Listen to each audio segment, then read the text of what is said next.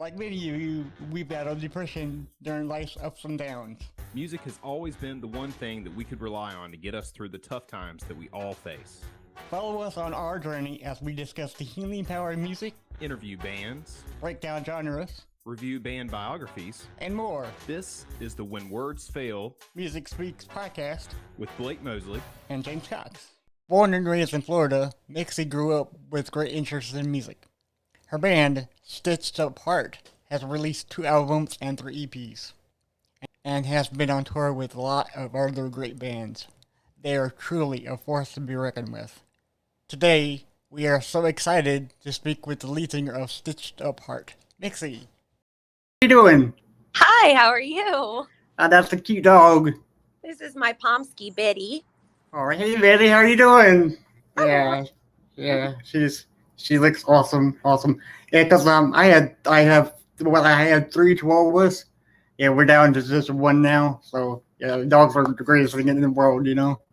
Yeah, I've had cats for a while because it's easier to go on tour and have somebody watch them. So this particular, I'm actually in Santa Monica at a friend's house because I'm leaving for like a week and a half, and I need somebody to watch the puppy. Right.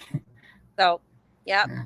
That's awesome. Correct. So okay. So I wanted to talk to you about last year, and what you've been doing, because last year, of course, it's the whole COVID stuff, right? All right. But I think the later half of 2020, a lot of bands have been doing virtual concerts, right? And I went to like a couple of them. I've been to Demon Hunters one, Avatar, and the Devil Wears Prada. And so have y'all have you attended any kind of virtual concerts? Yes, we actually we recorded out in Arizona. So everybody flew in because we've got our drummer is now in Pennsylvania, our bass player is now in LA, and we kind of drove out to Arizona. So it was exciting and weird because it kind of felt like I was doing a music video versus an actual show, because it was literally just as everywhere. But we had to do something. I kind of put it off for a while because I was thinking shows are going to come back pretty fast. But we said, you know what? Let's just do a live stream. So we did it, and in January. Yeah, because my first show back on in the real world was Steel Panther, and I love those guys. Those guys are amazing, you know. But there's nothing beats live concert, because you can't feel the crowd, you can't feel the atmosphere in the air, see all the people enjoying everything, about it. Yeah, so we did a tour with Steel Panther right before the pandemic, and they're amazing. They're hilarious. But I feel when it comes to feeling a crowd, there was one moment in between a song where I usually get the crowd all riled up and stuff, but all I did was like, there's no crowd, so I was just like, woo. Like, what I do, right? Yeah. Awesome. So, it was definitely interesting. Yeah. So in 2010 you started the band, correct? Yes. You start cool. Okay. So did you have an idea of what you wanted the band to sound like when you first started, or like, did you have any inspiration from other bands of like how you wanted it to sound like? Oh man, I was listening to a lot of a lot of Avenged Sevenfold, a lot of AFI. Hey, man, AFI is great. Yeah. I love AFI. I don't know. I really don't. I just knew I wanted to sing, and I wanted heavy guitars, and I was actually originally going to have a guy scream the parts, but when we would have practice, because that was the vision, when we would have practice, I would scream in the parts that I wrote lyrically at rehearsals, and then I realized I could scream, and I was like, oh, okay, well, yeah, I guess we'll do it this way then. So that's kind of how that went down. But yeah, originally I was going to have a guy scream and me sing, and it changed. Nice. So did you grow up in like a house full of music, or did you find music elsewhere? It kind of started with recorder class in elementary school. My parents, they listened. My dad likes the Beatles and, the classic rock kind of stuff. But my mom's into country. I can't get down on that unless it's Johnny Cash. But yeah, Yeah. they didn't, they didn't have musical instrument background or anything like that. I just gravitated towards the recorder in elementary, and then in middle school, I found the tuba and played that for 3 years, and I loved the tuba. But then when I got into high school, I didn't want to carry a sousaphone around on Fridays at Right. ball games, so I Yeah. quit and I got a guitar and. I had a boyfriend that had a band, and I would grab their instruments and try to play them when they were not practicing. And I fell in love with the guitar, and that's kind of how that went. Nice. I thought I saw you play like on Instagram. I could be totally wrong, but I thought I saw you with a bass too. Am I correct on that one? Honestly, if I had to go backwards and pick my career choice over again, I would be a bass player. Okay. If I ever had any other band, it would be bass. Mainly because the music I like, the guitar parts are a little more intricate. Usually, with some part songs, some of the songs I can play. Some of them I'm like, I'm not touching that unless I have a year to rehearse. Hence the pandemic. Right. But yeah, I mean, I would definitely pick the bass over anything. I just love the bass. Yeah. That's mindset. Right.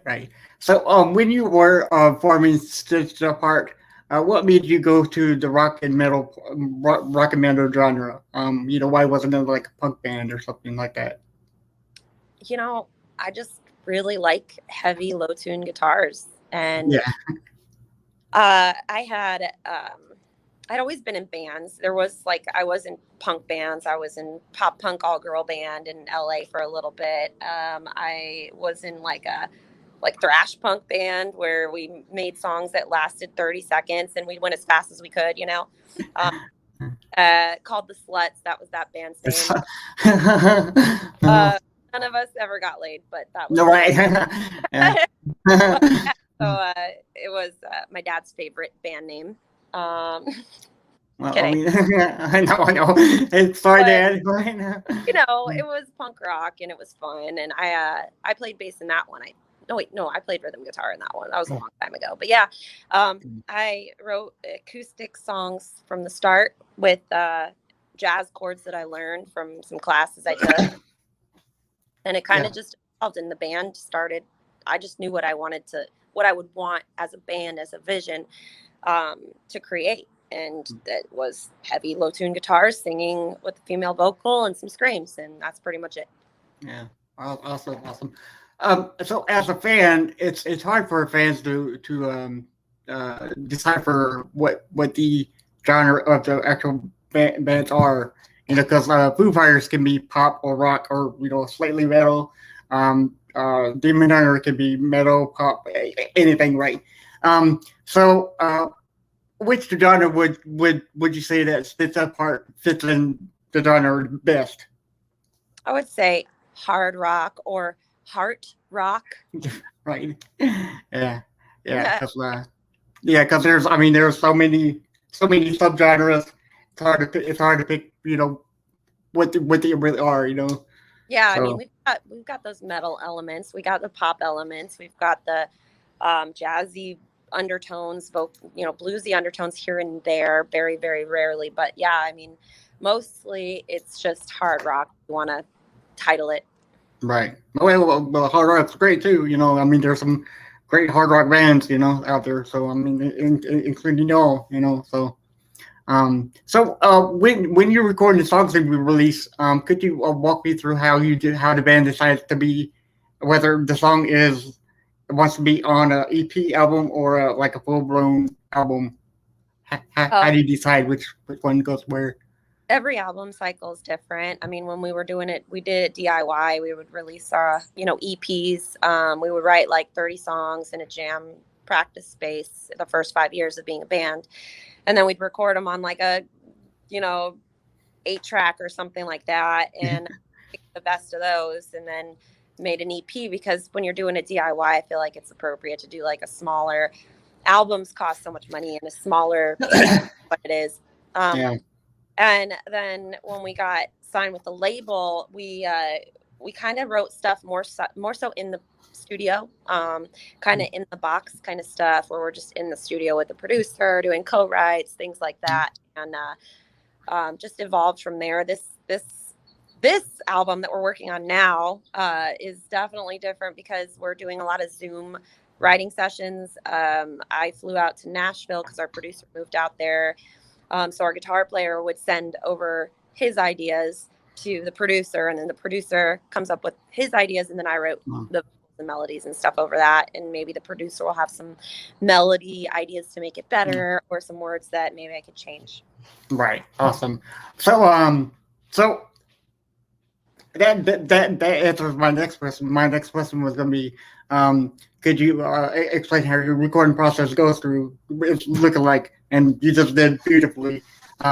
So I guess it's like the band makes the music first, and then they send it to you, or like do you write lyrics first, and they're like, well, okay, well this is go, you know? Oh yeah, I mean, I've written lyrics before first, and it always just sits on the back burner because I mean I keep the concept, but Right. the music, I have to vibe with the way the energy of the song is. Like I can have like an idea of what I'm going to come in to sing about, but if the song is not calling for something emotional and sad and or something spiritual or something, then maybe it's calling for just like a party song, and like that's Right. just what I go with, and so it really is what the music is calling for is where I feel the energy to write over. And if I have like something I've written on my own time or concepts I've had, then I'll bring those there. Yeah. Going back to you said about doing it yourself and signing with a label. Which one do you find easier working with a label as opposed to do it yourself? Because yes, you do it yourself, you get to do anything you want to do. Labels are like they're great for it, publicity, right? So which one would you rather find like the most easiest to work with? So there's double-edged sword to that question. Right. Yeah. It took us 5 years to get signed. So me personally, other artists may not feel this way, but I'm scared to try to do it DIY again. It took so long just to get a label. Like I will put up with the little things that bother us artists, just to keep a family and a team behind us rather than us just trying to carry the whole thing on our back, and it's a lot of work, and you have to really know what you're doing and market it properly and promote it properly. But there is the whole, being able to have creative control 100%. And if you love a song, you can release it. Like, right. Yeah. That's, but as an artist, being biased because you created something and you feel passionate about the words that you wrote and the delivery you had on those takes, and you're just like, man, I nailed that solo. Like, like, yes. Yeah. Doesn't make a cut. You have to kind of listen to what the label believes is a single, but sometimes Spotify, like the streaming platforms, will show you what's the actual song that the listeners like, because they'll see the views or the spins and stuff. So that's been a blessing, even though there's another subject. Yeah. So I do have a question for you about one song on your 2016 album, Never Alone, which is finally free. It sounds like a very personal song from your experiences. Am I correct to say that? Yeah, that song. I think it was like an awakening. I haven't drank in 6.5 years, so it was like right when I got sober.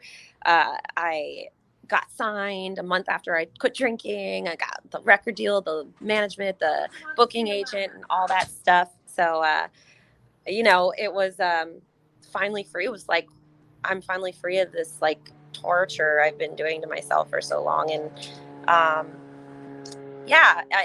it's really could be finally free of working this week, or it could be finally free of a relationship. But for me, it was finally free of this like life that I was living that wasn't good for me anymore.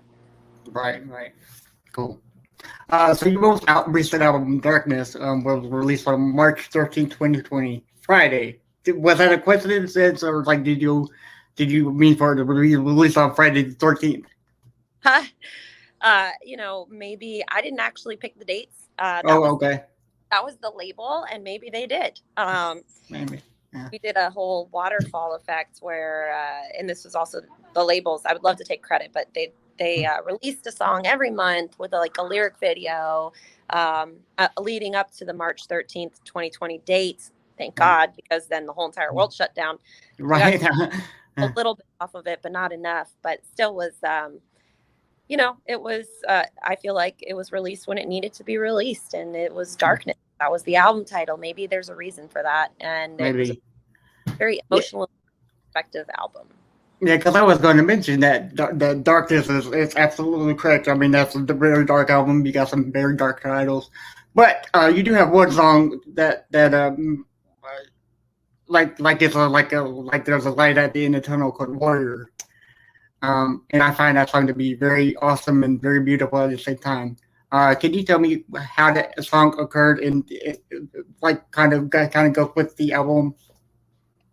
Well, it starts with my grandma requesting songs for the military. Okay. So on Never Alone, I wrote Now That You're Gone for our military. And, and for that one, it was Warrior. It's about PTSD. And this next album, I plan to write something for my grandpa. He just had triple bypass surgery. He's 89 years old. So I'm working on that. But, yeah, it's like a near-death experience kind of song. But Warrior specifically is, it's about seeing the things you've seen in war and experiencing that and trying to live your life without remembering everything you've seen. And maybe some of the things you did and saw were not, doesn't make you feel like a good person, or you can't tell anybody some of the stuff that you did in the military sometimes. So it's lonely. And all that stuff. So fighting it, just remembering why you're doing it and who you're fighting. Cool. So when I was in I obviously I was in the pandemic too, but So Twitch has become a very freeing thing for me because I found a lot of great musicians who I could talk to, one on one. And I noticed that Stitch Apart has a Twitch channel. It's for all our listeners. It's twitch.tv/Stitched Apart. Right, and I find it very, very intriguing that you and the band has this channel to actually find out more about your fans. We were trying to stay connected in some way. Our manager actually brought it up, and I was like, okay. It took getting a whole new $2,000 computer, and it's not easy. And he's like, you're playing video games anyway, just play with everyone, Yeah, so why not? Yeah. It was a blessing in disguise, and I was able to do things like what you're doing. I wish I was in my stream room right now for you. I just couldn't get home in time, but that's okay. So I was like, I'll just stay put. But I was able to interview a bunch of people that I'm friends with in the music industry, a bunch of bands like John from Disturbed, Chris from Five Finger Death Punch, Ariel from Icon for Hire, New Year's Day. People, Butcher. So it's been pretty cool, and to be able to kind of stay connected with everyone and play some video games with some of the people that like our band is awesome. Yeah. But it's not just you on it. I mean, you have the days for each band member, correct? Yeah, we're probably going to change it up a little because it's starting to get. But we were doing every member gets a day. I had Tuesday nights at 6 p.m. Pacific, and but it's going to change because it's starting to kind of take the back burner because we have to work and make music and do all that. So kind of just going to be impromptu at this point. Yeah. Another reason why I love you is because you tend to keep very close in contact with your fans because you have a Patreon at Mixi Official, patreon.com/Mixi Official for anybody who wants to go there, and you have 12 tiers that fans can choose from. The higher tier is, the more items you get. Mm-hmm. And so how is that working out? I mean, are fans really taking to that? Patreon has been a lifesaver, a game changer for every musician I know that started one. I was delivering pizzas and trying to figure out how to make time to write a record. And beforehand in my car was a 20-year-old Mercedes that would barely get the pizzas to the people. So I something. I had some other friends that started it. And I was like, okay, let me try. And it was literally the best, the smartest thing I've ever done. It's been like such a blessing. There's Paula with all the dogs. Right. Yeah. So patreon.com/MixiOfficial. If you support me, it like is saved my life. Like it's literally changed my life. Nice. So I'm blanked out here. I'm sorry. It's all good. What am I gonna? Okay. Oh yeah. Okay. So for all of my fans or all of the listeners, here's okay. I just remembered. So is Sister Part making a new record? Because I know you said you were recording for your new album, correct? Yes, we are. We got greenlit for the next record. We are, I don't even know how many songs in because we've gotten a lot of thumbs ups so far. So that's good. Yeah. A little less pressure as it's not the sophomore album. We have to prove ourselves kind of thing. It's like a little more. Yeah, it's actually been kind of fun. Like I just flew out from Nashville. I was there for a few weeks working with the producer that did Never Alone, working on some songs. So it's going to be heavier.